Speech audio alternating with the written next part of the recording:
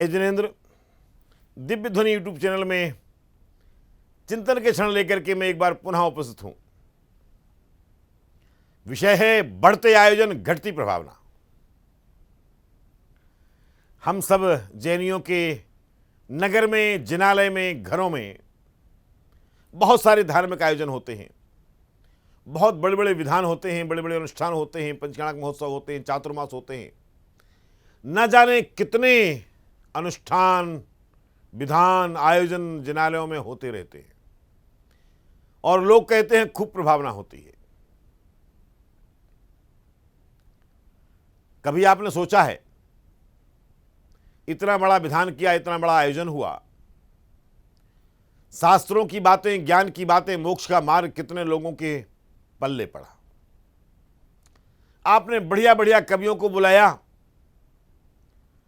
और पूरी शाम से लेकर सुबह तक बढ़िया बढ़िया कवि सम्मेलन को सुना, तालियां बजाई, कभी अपने घर गए, आप अपने घर चले आए, बहुत मजा आया। धर्म का ज्ञान आपको कितना मिला सोचा है? रंगारंग कार्यक्रम हुए, बढ़िया बढ़िया अभिनय करने वाले कलाकार बुलाए गए, उन्होंने तरह तरह की नाटकाएं दिखाई।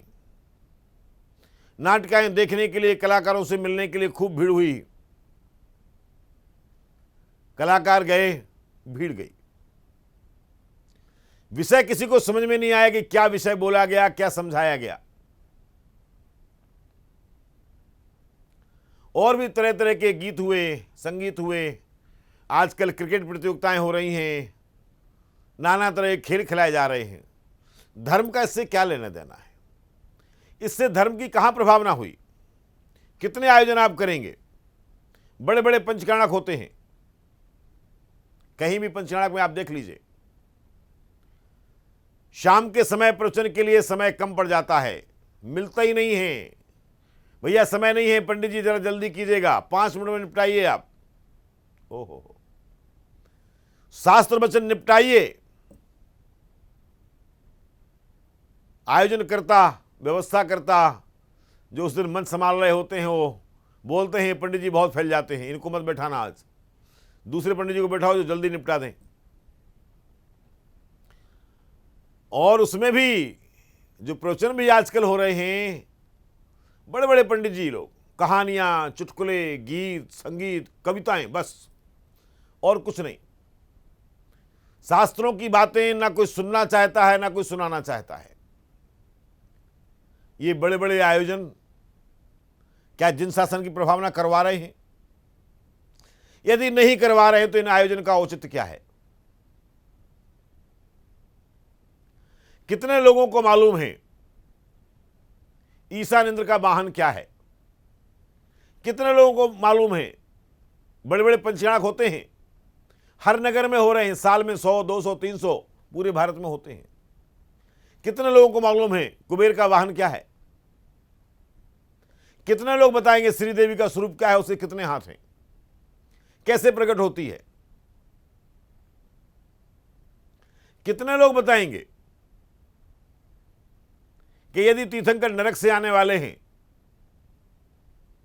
तो उनके स्वर्ग विमान का मतलब क्या होगा? जो स्वप्न माता ने देखा है स्वर्ग विमान, ये स्वर्ग से अवतरित होंगे, उसका फल होता है। तो जो नरक से आने वाले हैं, उन तीर्थंकरों की माता क्या स्वप्न देखेगी स्वर्ग विमान के स्थान पर? कितने लोगों को मालूम है? क्या विद्वानों को मालूम है?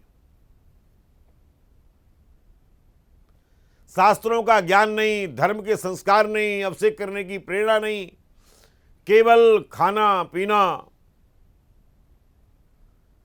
भगवान की पूजन सामग्री में जितना व्यय होता है उससे 100 गुना, 200 गुना, 500 गुना व्यय इन मनोरंजक कार्यक्रमों में होता है। प्रभावना हो रही है या प्रभावना हो रही है? जितने लोग इन मनोरंजक कार्यक्रमों में बैठते हैं, क्या वो रोज अभिषेक करने वाले होते हैं? शास्त्रों की कितनी बातें बताई गई, कितनी बातें सुनी गई, किन माध्यमों से धर्म की प्रभावना हुई और धर्म के संस्कार किन माध्यमों से उन बच्चों के हृदय में गए जो उस आयोजन को देखने के लिए आए हुए थे। आप सपरिवार उस आयोजन में गए, आपके बच्चे धर्म के कितने संस्कार लेकर के आए। इस वर्ष दशलक्षण पर्व आपके यहाँ हुआ, उस दशलक्षण पर्व में ऐसे क्या क्या आयोजन हुए कि जिससे आपके बच्चों में संस्कार पड़े हो। प्रतियोगिता की किताबें बांट दी गई, इनमें से तैयारी कर लेना, सवाल पूछे जाएंगे, जवाब दे देना, हमें पुरस्कार मिलेगा। बस पुरस्कार मिला, ताली बजी, फोटो खिंची, ना बच्चों को मंदिर से मतलब है, ना धर्म से मतलब है, ना धर्म ग्रंथों से मतलब है। प्रतियोगिताएं खूब हो रही हैं, आयोजन खूब हो रहे हैं, पुरस्कार की राशियां भी खूब बट रही हैं, लेकिन पुरस्कार जीतने वाले से दोबारा अगर उस सवाल को पूछ लिया जाए 6 महीने बाद, तो ढाक के वही 3 पात, मालूम ही नहीं है कब तक। बढ़ते आयोजन, घटती प्रभावना। बढ़ती प्रभावना होनी चाहिए, आयोजन घटे या बढ़े। आप सबसे नम्र निवेदन है, आपके गांव में, आपके परिवार में, आपके समाज में किस प्रकार से संस्कार बढ़ सकते हैं, आप उसके लिए चिंतित होइए। जो भी पदाधिकारी हैं समाज के, बच्चों में प्रभावना कैसे हो, आयोजनों से नहीं होगी, भीड़ बुलाने से नहीं होगी, कवि सम्मेलन से नहीं होगी, भजन संध्याओं से नहीं होगी। धर्म को तार्किक तरीके से समझाना पड़ेगा। आज हमारे बच्चों को नहीं मालूम कि चंद्रयान चांद पर गया कि नहीं गया। बड़ी असमंजस की स्थिति है। किसी भी ज्ञानी ने इस विषय में चर्चा करने का प्रयास शायद ही किया हो, चंद्रयान चंद्रमा पर गया कि नहीं गया। यह चीज हमें लॉजिक तरीके से समझानी पड़ेगी, तार्किक तरीके से समझानी पड़ेगी। उन युवाओं के भाषा में, जो भाषा वो समझते हैं उसको समझानी पड़ेगी, तब प्रभावना होगी। आयोजन करने से प्रभावना होने वाली नहीं है। इसलिए ये व्यर्थ के आयोजनों से बचिए और प्रभावक आयोजनों की ओर सोचिए, उनको करने का प्रयास कीजिए। जय जिनेंद्र।